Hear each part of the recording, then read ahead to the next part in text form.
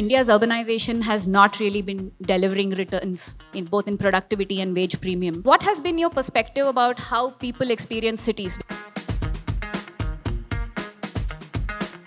Platform companies का growth बड़ा, नया स्ट्रैटेजीज बड़े, प्लेटफॉर्म कंपनीज के पास आइडियाज़ बहुत है, मगर वर्कर्स जहाँ पे था वहाँ पे ही है, उसके लाइवलीहुड में चेंजेस नहीं मिले. The only thing that raises wages is a shortage of labor. What am I surprised about the city's fiscal situation? We are not empowering states to, even with the funds, they live from a day-to-day basis. They are glad if they can meet their salary bill. Beyond that, they wait for their Annadata, the state government, to give them something to carry on with their projects. Cities are policy orphans in that sense, right? The unelected people have power, elected people don't have power, but they have legitimacy. How can cities make the most of the funding which is coming? And how do we drive as citizens or as organizations the accountability which comes with that money?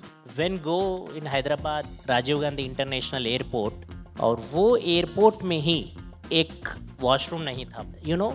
2 years उसके लिए लड़ना पड़ा, और जब जाके वो washroom बना workers के लिए, और वो एयरपोर्ट क्या बैक दे रहा सोसाइटी के लिए, जो उनका रेवेन्यू आ रहा वो वर्कर के लिए. जिम्मेदारी यहाँ पे सबकी है, भागीदारी भी सबकी है. I think the rural folks are far ahead than the urban.